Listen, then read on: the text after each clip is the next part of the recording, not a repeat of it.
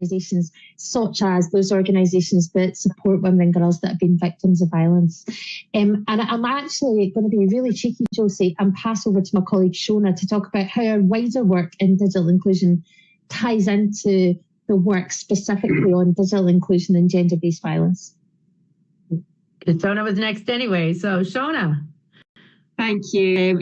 Again, just reiterating how grateful we are that you have us here and delighted to be part of this conversation and part of this call. So I am Shona Munro. I work alongside Irene at Mhor Collective, and as she said, we are a non-profit organisation based in Scotland, but we work across the globe because here we are working in Canada with our friends at GEO Nova Scotia. Mhor Collective was established 8 years ago by myself and Irene, and prior to that, we worked as a separate organisation that also only focused on digital inclusion. So we've been looking at digital inclusion for probably around 15 years now, largely within Scotland, but we do work out with Scotland, like I said. So it feels like we've been around for a long time, and the problem is here. It's not got any better. It's got different. It's evolved, but the digital inclusion is a huge part of society.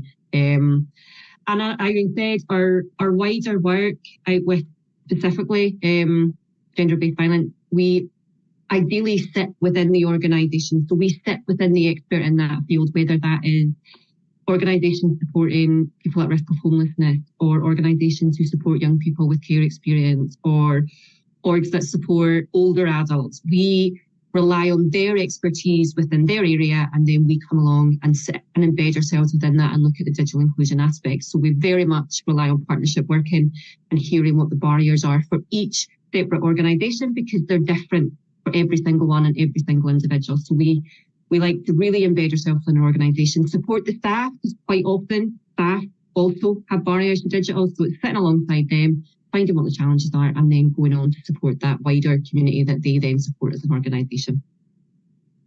Most recently, we were commissioned by Scottish Government, so the tie straight into gender-based violence is most recently we were commissioned by Scottish Government to undertake a sort of quite big bit of research with 70 organisations supporting women and girls that have been victims of violence to explore what the challenges were specifically around digital inequality and digital inclusion for women. So we'd be able to share some of the insights in the session today.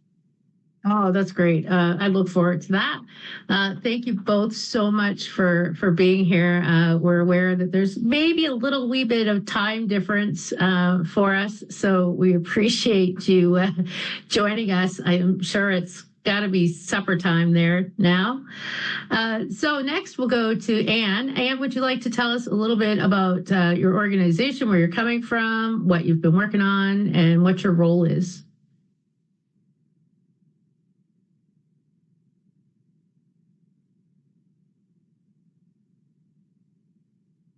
Oh, are we froze? I think Anne might have frozen. I can see you perfectly fine and hear you, Josie, but I can't get Anne. Anne's frozen, but Caira's not done. Okay, yes. So Anne, we'll come back to you. In the meantime, Caira, would you like to let us know where you're joining us from and a little bit about your role in your organization and what you've been working on? Sure. My name is Caira Mohamed. I work with the YWCA in Halifax. The YWCA is an organization that has chapters all over the world, but the one in Halifax is working to serve women and gender diverse people within our community. We're based in Halifax, but pretty much all of our services are available province-wide.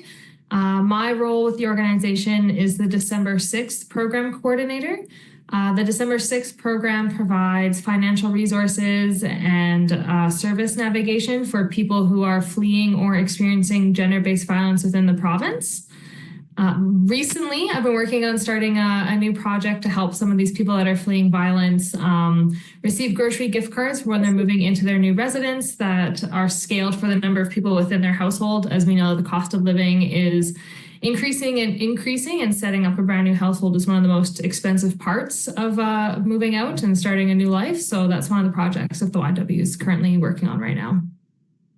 Thank you. And congratulations on 150 years. I was in attendance at the celebration the other week, and it was a fantastic display of all the work that you've been doing. So thanks again for that. Anne, would you like to introduce yourself, the organization, and your role, and maybe a little bit about what you've been working on? Yeah, thank you for having me today. Hi, everyone. My name is Anne de St. Croix. I'm the Executive Director for the Transition House Association of Nova Scotia, or THANS for short. So we are an umbrella association of violence against women organizations in Nova Scotia. So that's primarily transition houses for women and children who are experiencing violence, but that also includes outreach centers as well. So our member organizations provide a range of services and supports for women and their families. So that includes emergency temporary shelter, access to basic necessities, safety planning, counseling, referrals to other organizations, among many other things. So as THANS, as the umbrella association, our role is really to represent the collective voice of our members and those that they serve at kind of various levels, whether that's advocating with government or doing work in community to raise awareness. We kind of represent that collective. So as far as things that we are currently doing, we have municipal elections that are coming up here in Nova Scotia, I believe next week. So we recently put out a report about how municipalities can work towards creating safer communities here in Nova Scotia and address gender-based violence. So that's a little bit of a sneak peek into some of the work that we do at the provincial level. It's wonderful. Thank you. I'll have to look for that before I go cast my vote. So thank you all for joining us. We are attending the GEO Forum 2024, and it's a virtual forum discussing digital inclusion and its impacts on gender-based violence. Before we get started, I did want to share a little bit of a story with you all. Before I came to GEO, I had the opportunity to work for a community learning organization, and we had a participant come in who was fleeing a domestic violence situation in another province. This person had to leave their child behind in the care of their parents until they got here and got separated. And through our work together at the learning organization, we realized that it had been a significant amount of time since she was able to connect with her son and have a good conversation, because there was no technology, there was no internet connection. Everything that she had left behind. So in partnership with GEO, we were able to provide a home internet connection and a Chromebook, and the participant was then able to, chat virtually with their family back in the other province. And what a life-changing moment that was. So we see the impacts that digital inclusion can have on people experiencing gender-based violence in so many different ways. And just a little bit of a story on, how I was, impacted by it before we even begin. And on that note, let's start with some questions. So we're going to kick things off with Irene. From your perspective, Irene, how does digital inclusion or exclusion impact gender-based violence? Well, according to our sort of research, the digital inclusion, so if women and girls are positively supported and engaging in the digital space, there's huge potential there for outreach, for connecting women to safe spaces, to getting women access to the services that can really make a difference, to greater financial inclusion, financial stability if they are fleeing domestic violence.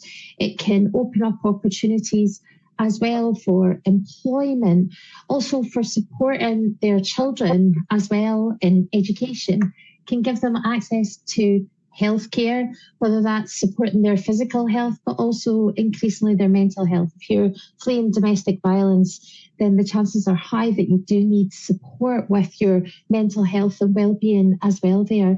And so much of that now, the digital space can open up that provision. What our research also showed us was that there's amazing resources out there as well to empower women collectively or to manage trauma. So there's brilliant organisations. We work with one in the UK called Chain, which creates trauma-informed digital spaces to help women process trauma that they may have gone through and what that can look like. And they're able to do that in the comfort of their own home. So there's all this kind of potential there. But there's also this sort of digital inequality side of that and how the lack of it can impact, which Shona will probably be able to speak to.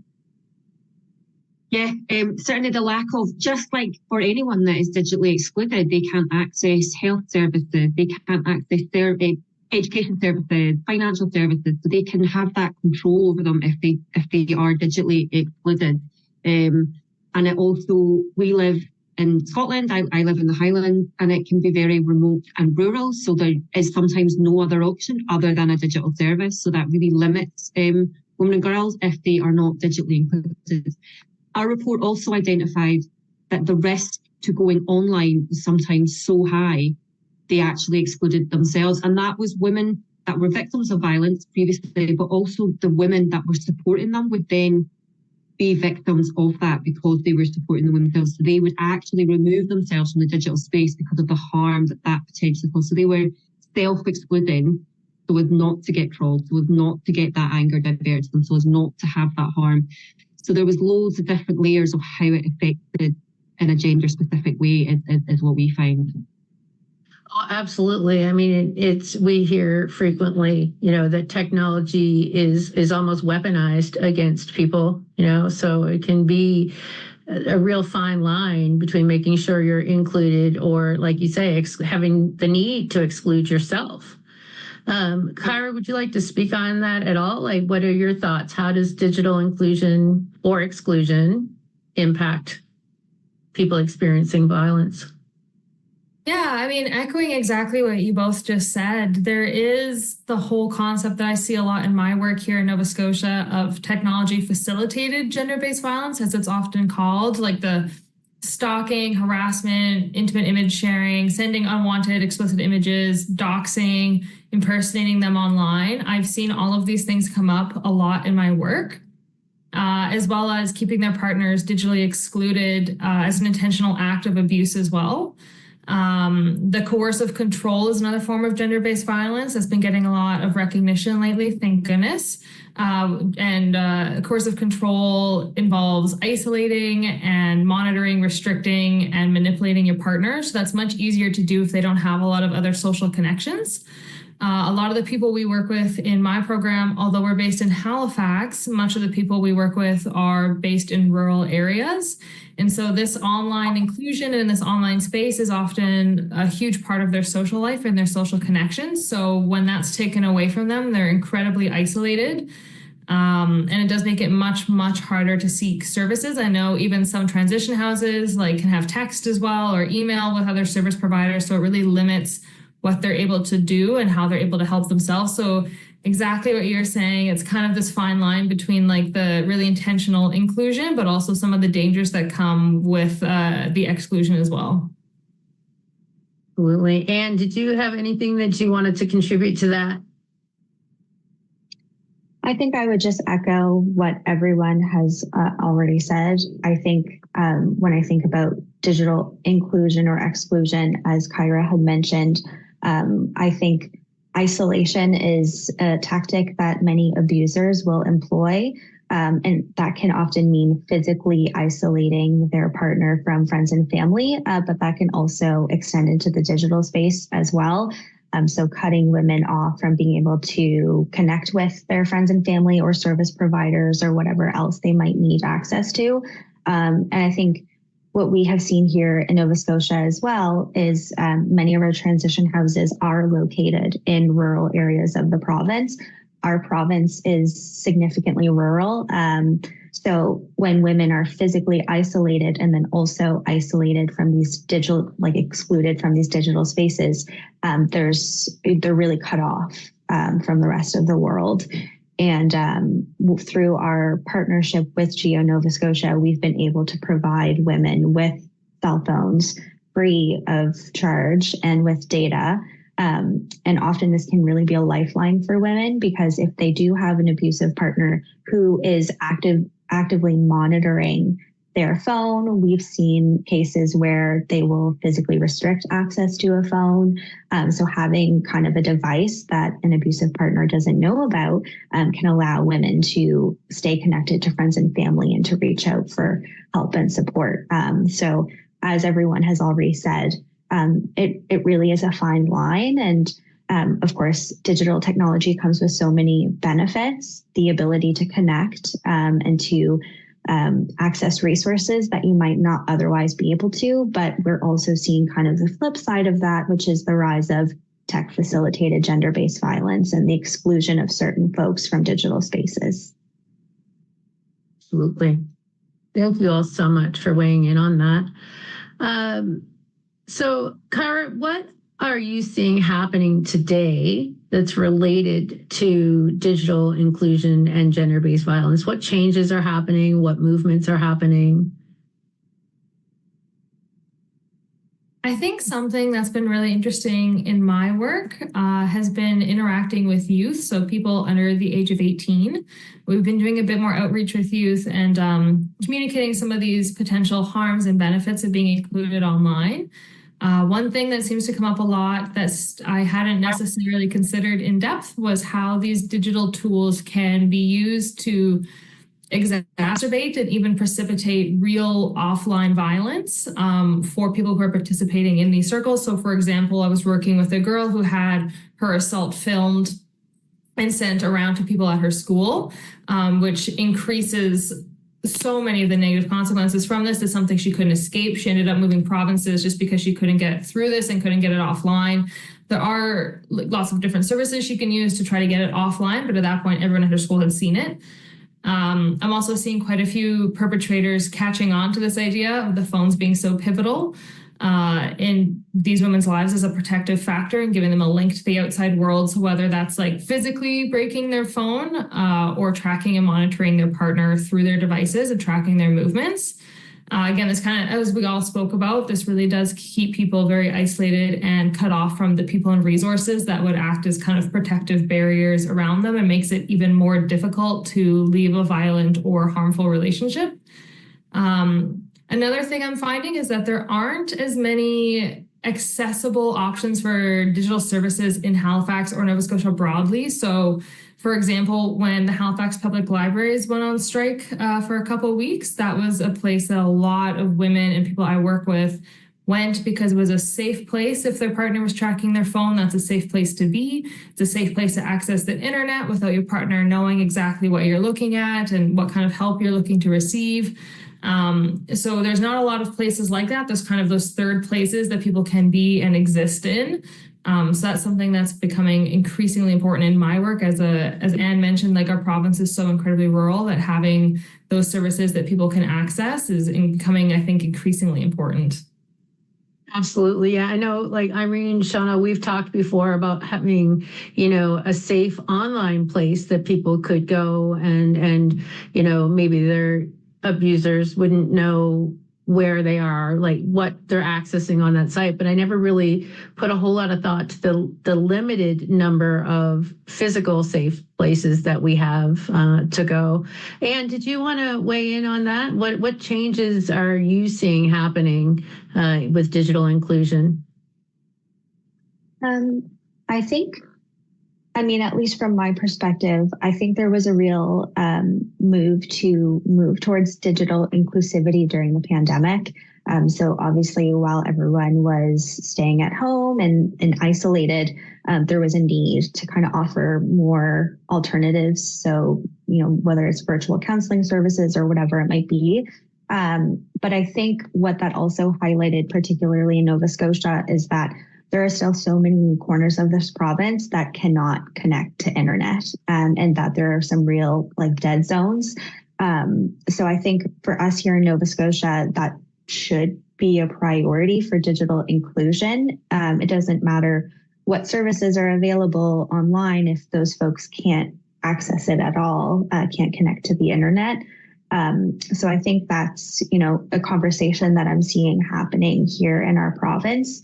And I think specific to kind of our organization and the work that we do, I think something that we're also seeing is that everything evolves so quickly. So we're seeing a rise in tech-facilitated gender-based violence.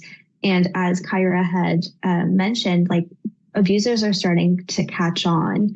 So the methods that they're using are evolving as well. And so I think for us in doing this work, it's a constant battle to try to stay up to date with all of these new tactics and these new technologies that are coming out. So for us, there's a real need to train our staff to be digitally literate so that they can then provide support to women who are experiencing tech-facilitated gender-based violence. So unfortunately, it is kind of a never-ending cycle. Absolutely. I mean, I know we do a lot of work with the Mhor Collective in talking about, some of the supports that we can offer to frontline staff. And maybe that's something that we should be looking at as well, is incorporating ways that we can support frontline staff in identifying and helping their participants identify, what is safe support online and, what is just sort of more movement from a predator, or how to keep ourselves safe. And I know you mentioned the infrastructure too in Nova Scotia, and that's something that's been on our radar and that we've been advocating for, as well as making sure that everyone in those rural communities is able to get access. So that is a huge problem for us in Nova Scotia, being so rural. And I'm sure the Highlands, you probably experienced that as well. Shona, did you want to weigh in on any of that? What changes are you seeing? And changes-wise, through the small sort of piece of work, well, it wasn't that small. We spoke to 85 different organisations, actually. So we got a huge range from organisations that were supporting women and girls and victims of violence. And yes, some of those were very remote and rural. And as we've touched on, some of that was really beneficial because it meant they could access the service from where they were in that rural location. But it also meant they were left very isolated when there was a perpetrator and they couldn't get access to help and support, or if there was no connectivity, they had no other way of reaching out. So there was pros and cons of that, being able, if you're remote, you could actually access the service that isn't within your geographical location. But the flip of that is if you don't have the connectivity, then you're even further isolated. And I think going back to the tracking that had been touched on, and that emerged as for younger people as well, that you spoke about going into schools, it was almost like for some people it was normal that their partner would be tracking them, and it was an acceptance as well. And it was that didn't realise how controlling that may suddenly become. It was like a slow flip into that, which we noticed with young people. And like I say, it appeared to be normal that their partner will be tracking their device or tracking their phone, and it was almost like that's an okay thing to do without any sort of questioning of it. And it just that flip and decline into what that can lead to was identified as well within our work, and also pieces of work that we've done so positively within healthcare, for example, using technology-enabled care, how that was flipped and used against the women within our own house. So things like Alexa starting to be controlled without them realising, using devices to close and open curtains so that they couldn't understand why it was happening. All these positive digital advances that were seen as real enhancements and positive within other settings were being used against these women at a really harmful level. And everyday tools that are in everyone's house were suddenly flipped and turned against them very quickly. Oh, absolutely. I mean, any device, really. I know we heard a story once of, a person who was being monitored from their that device that shoots treats out to their pet, but it's got the webcam in it. And it was used to monitor home activity. And no one really thought about it twice because, of course, you shoot a dog treat out and it's not monitoring you. It's about giving the dog a treat. right? Irene, did you have any thoughts you wanted to add into what you're seeing as far as changes in digital inclusion? I mean, I think what's really clear is the commonality across countries. Like everything that Caira and Anne are saying is shown up and reflected in our own research in Scotland. And chucked into the mix of that is the radicalisation of young men and boys. That came across in our messaging, which we were really conflicted about because we were sort of presenting this as a piece about women and girls, and we're looking for investment in the services to support women and girls. But one thing that staff were really clear about was the young boys are being radicalised within these environments through incel culture, through just all these sort of different digital spaces. And that is contributing to a wider picture of misogyny and the risk to life of women and girls. But the other thing that Caira and Anne have touched on as well is the speed of all of this. And one thing that was really clear that the staff were saying is and they literally said this, there's a new harm every day. How can we keep on top of this? How can we do this? And it's really different to all of our other digital inclusion work, because a lot of the other digital inclusion co-design type approaches we've taken, we're quite often dealing with staff with mixed levels of skills, and in this case too, but the risk isn't so elevated and the evolution of the space, because Caira and Shona, all of us are given examples of new harm, like new ways of hurting, new ways of killing women, new ways of destroying their lives, like the story that Caira gave. We had girls at primary school, AI being used to undress them or talk of just really terrible things, really awful things. So staff are going, how do we hold this? How can we keep on top of this? We are not cyber security experts. So at national government level, there are people that are tasked with keeping the banks safe or, like really high level digital stuff to keep people safe. But the frontline staff are going, where is our safety portal? Who's training us? We're training ourselves to be cyber security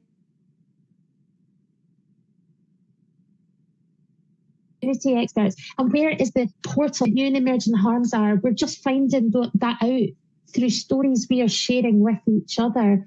But where is the sort of policing, or where is the big stuff? Why are we having to fix this ourselves? And I mean, some of the level of cyber knowledge of some of the women that were coming into these roles is unbelievable. But they're self-trained and they're self-taught, and the sort of real support mechanism is not there for them. So that was clearly coming across as a desperate need for support, and that being led and owned by someone with the financial infrastructure there to support it and make it really meaningful, rather than all of us going, we're doing the best we can, trying to save the lives of women. Yeah. Yeah. And I mean, it gets overwhelming, right? And I mean, and that's, you're seeing all this new stuff, but, I mean, the old ways of hurting each other are still there, and so now it's just feels like it's coming from every direction. And, I mean, it's just so overwhelming. And like you say, I mean, who's providing that support for our frontline staff, right? And guiding them. So I'm going to just kind of go into our third question, because I feel like I'd like to, instead of going into another story from us, I'd like to hear more from you after our third question. So I'm going to break the mold a little bit here, and hopefully it flows okay. Shona, what do you think are promising opportunities in relation to digital inclusion and gender-based violence? I mean, for globally, but, for us here, what do you see through our work? What's changing? What do you see globally changing? Oh, that's a big one, Josie. Huge.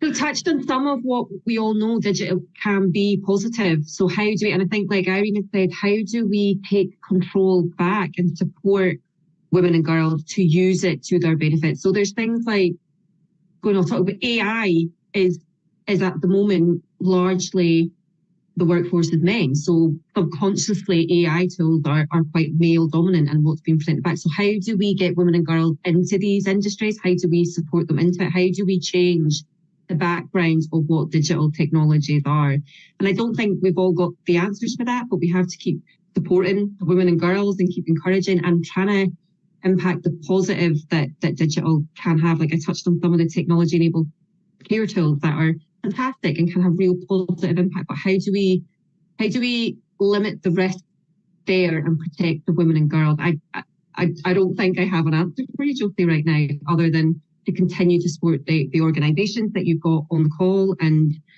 work with the positive aspects of digital inclusion and making sure they are included and informed. So it just working across digital inclusion across all fields to make sure people have the access, they have the connectivity, they have the right device, they have the skills and the knowledge that they need to keep themselves as safe as possible when they are online. And that's what digital inclusion is. Absolutely. And it is a bit of a tricky question, especially when we're dealing with this topic, because it's not like we can say, assistive technology, or we can't, more funding, or this, there's nothing that we can throw at this, this topic that's real clearly going to be a way to, help alleviate gender-based violence other than knowledge and skills. But hopefully... From our piece of research, there were clear, so it was working with young men and boys. That was a clear indicator of starting at those grassroots. It is, like Irene said, a government institution taking control and offering that safe spaces. It is providing safe, facilitated spaces for these organisations to share their stories so that they are ahead of the game. They do know that happens over there. So how do I better protect the women I'm working with? So there's definitely pathways and there's steps we can take. But it needs to be at government level, certainly within our Scottish context. And it, as Irene said, it is replicated. Everything you've said today is very replicated of what we found in Scotland. So there are steps, but it's getting everyone to play their part, as always. And I think, Absolutely. though, tying into that is also that idea of exactly this experience right now is what Caira and Anne are saying and we're saying. And that collective approach of women supporting women, there's unbelievable strength in that. There's unbelievable strength in women sharing these stories with each other so that we can also learn from each other. So, there's that sort of, I was sort of describing these women that are becoming security experts themselves, and they do have the knowledge and they are walking alongside women on these terrible journeys that they're on. But there's also resilience in that. So if nobody is coming to save us, this is the example, this is the collective action, and there's strength in that, too, like incredible strength in that. So for me, that's such a positive, as women walking alongside other women and working out how do we collectively tackle this. Yeah, absolutely. Caira, did you want to add in on this? So, what are some promising opportunities? Did you have feedback about, the conversation so far?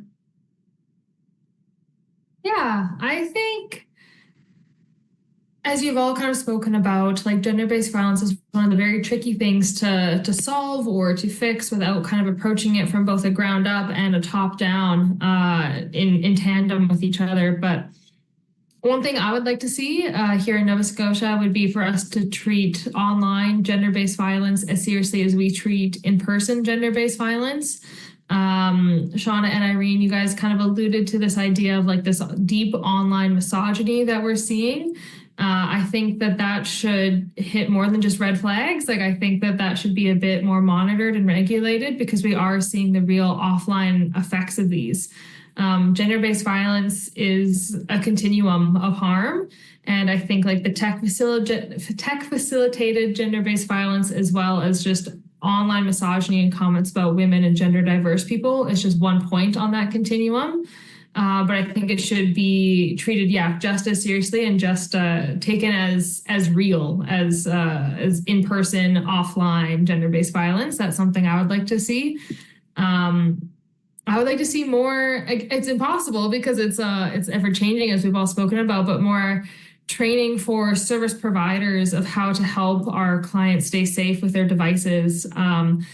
I'm a young Gen Z, but even then, there's still quite a bit of the tech that I'm unfamiliar with, and I would like to see more security training. But I do understand that it's an ever evolving thing. But I think that there is space for there to be real formalized training for service providers and how to assist our clients, because we are seeing this often, and it would be very helpful for us to kind of. I don't want to speak for everybody in Nova Scotia, but I think it'd be very helpful for all of us to kind of be starting from a similar point of how it can best assist the people that are coming to us for help. Absolutely. Anne, did you have thoughts? Oh, I think Anne might be reconnecting there. Anne, did you have any thoughts about promising opportunities or what's needed moving forward when we're dealing with digital inclusion? Yeah, I do. And sorry, ironically, I'm having connectivity issues during this panel. It's been our day, so we're okay with it. Yeah, I mean, again, I agree with everything that's already been said. And I think there are some promising practices that we're seeing in the sector. Like, for example, at a national level, Women's Shelters Canada, an organization that we work with, they have a tech safety project that is specifically aimed at delivering training to both frontline staff, but to the public as well about tech-facilitated gender-based violence. And that's coming out of this kind of raising the alarm of those at the front lines who are saying we're seeing this more and more often. And I think something that Shona had mentioned that really struck me as well was the inclusion of women and girls and other gender diverse folks in kind of these STEM fields, I guess. Because when we think about things like the treat dispenser with a camera, anyone working at our front lines could have said, wait a minute, like this could potentially pose an issue, a safety issue.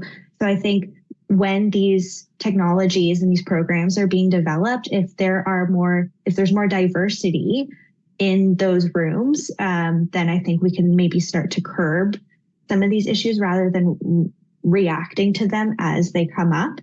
And I think broadly, again, this is a very lofty goal, but as Irene had mentioned, these ways of harming each other have always existed.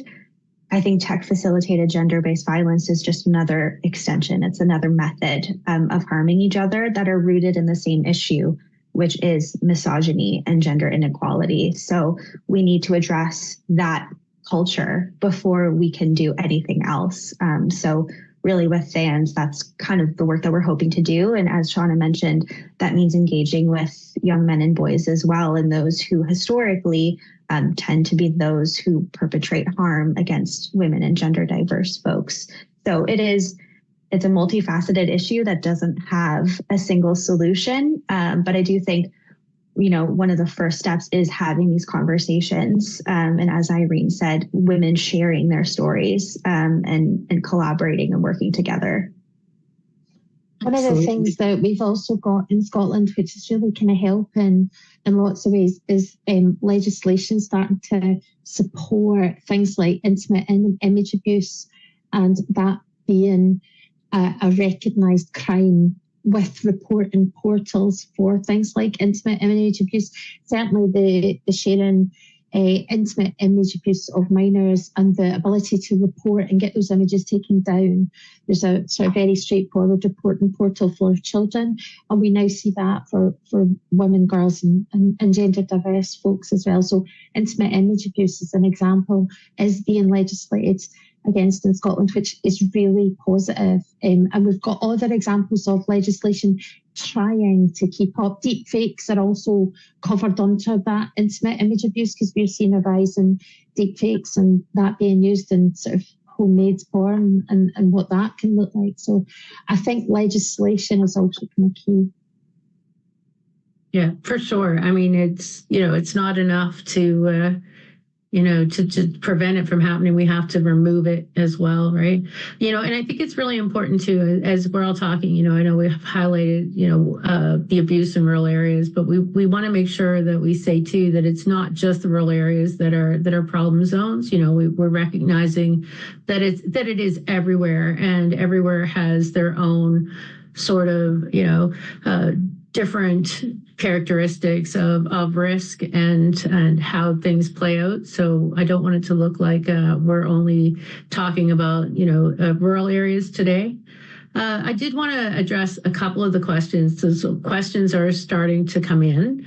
And maybe we'll start with you on this question.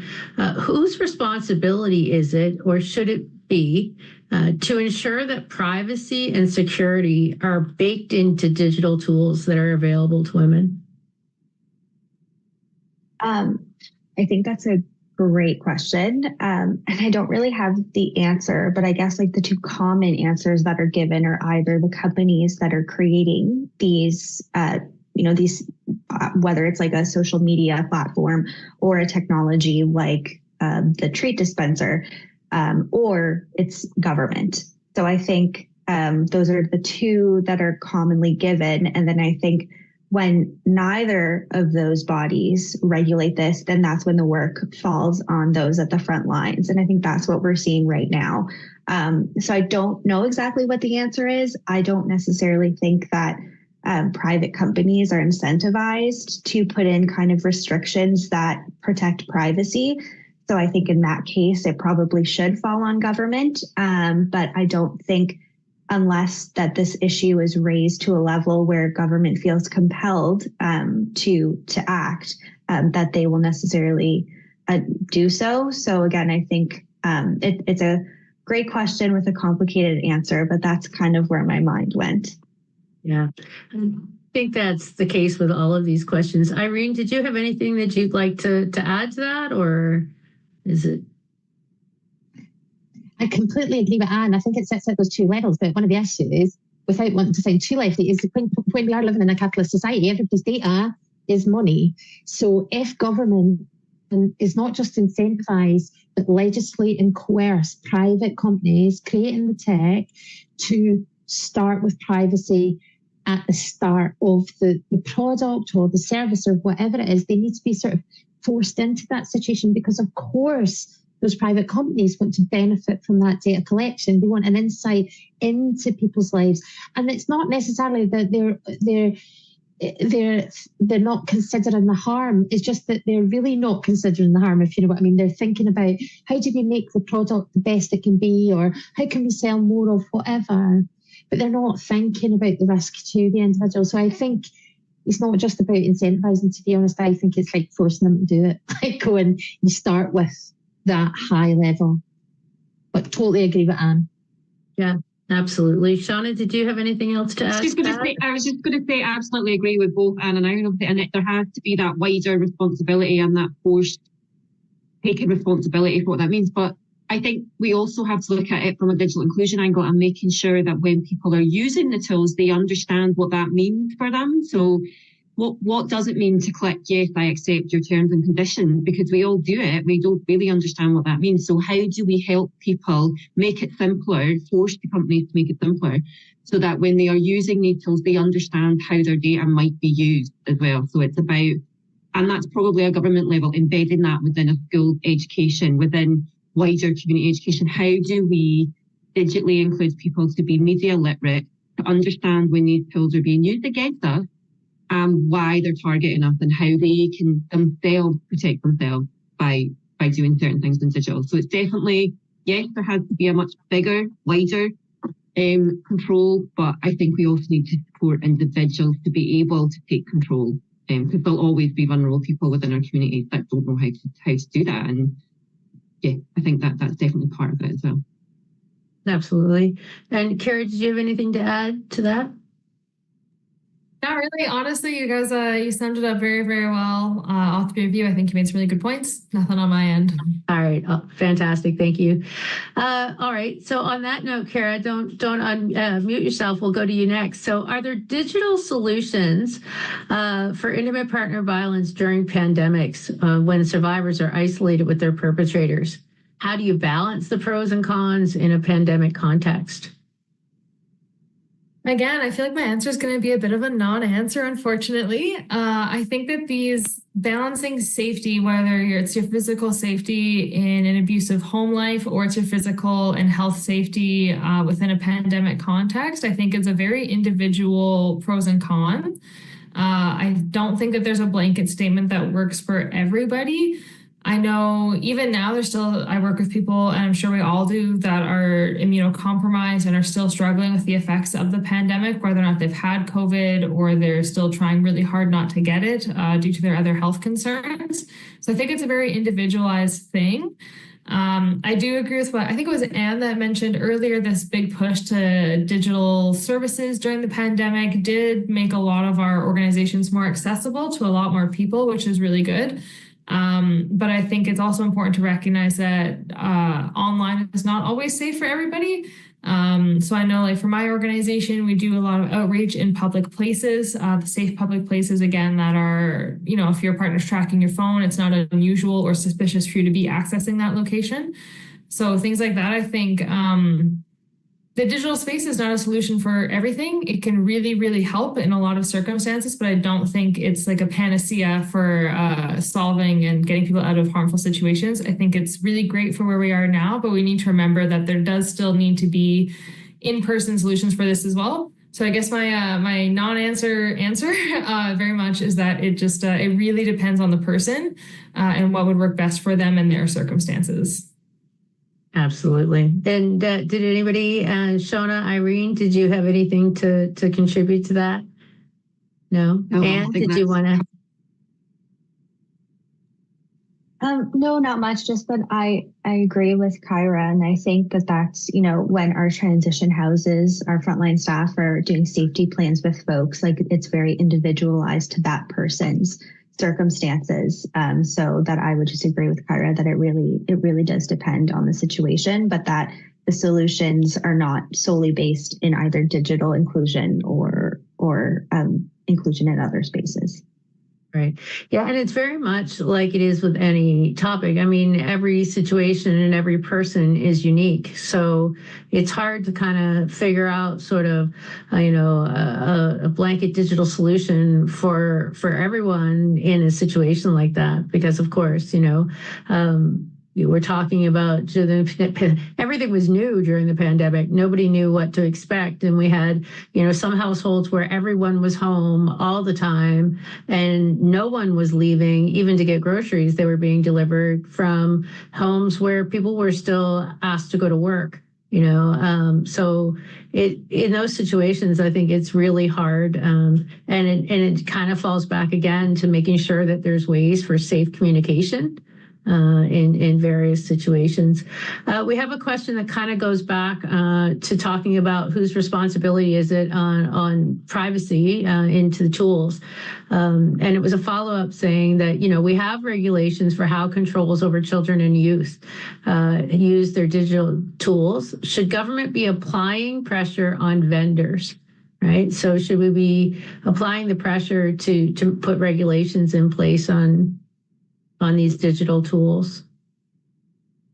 Not really sure. We have regulations now for controls over children and youth and their use of digital tools. Should government be applying pressure on vendors? So I guess it's sort of, should the vendors be responsible for the age of youth using these tools?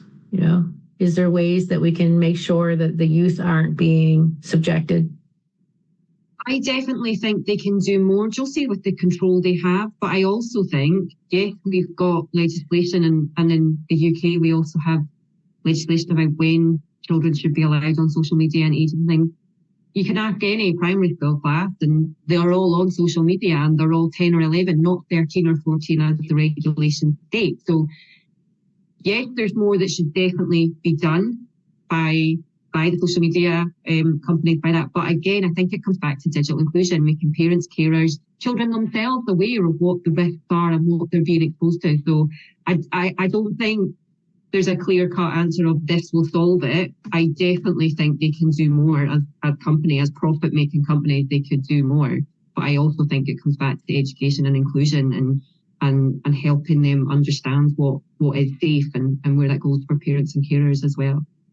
I also think with young people in particular, if you come at it from a very, very prohibitive, paternalistic point of view, so if you're just going, right, the age for TikTok is, I couldn't even tell you what the age is for TikTok or the age for Insta is, that means if children and young people get themselves into difficulty there, and you've created an environment where you're saying, don't use it, you shouldn't be using it, then you're not a safe space to come to if they experience harm on that platform, because they'll just be busy going, I was told I shouldn't use it. This happens because I was told not to use it. So I can't tell anyone that this terrible thing is happening to me. So actually by relying too heavily on legislation, especially for children and young, well, not for all of us. If we just constantly rely, I think there needs to be that sort of, yes, the companies do absolutely need to be mandated to have consideration for the potential harm of these platforms. But we also need to have open conversations to allow people to disclose to whoever their safe person is that this harm has been done to me. It is not my fault that I am a victim of this harm, and can you help me fix it? So I think it's beholden on all of us to sort of reflect on our role within these safe spaces, to go, am I being a safe space, or am I just telling everybody, don't do it, don't share images, don't do that, because that's laden with judgment and then no one can come and ask for help. And that does also go for women and girls, well, like older adults as well, that have been victims of online stuff. If they've just constantly been told, don't do, then who do they ask for help when they make a mistake? None of us are perfect. Like, so it's just, I think that as well. Yeah. No, I mean, absolutely. Go ahead. Oh, sorry, I was just going to jump in and say, I totally agree. And I think for me, it goes back to kind of the conversation we were having earlier around culture.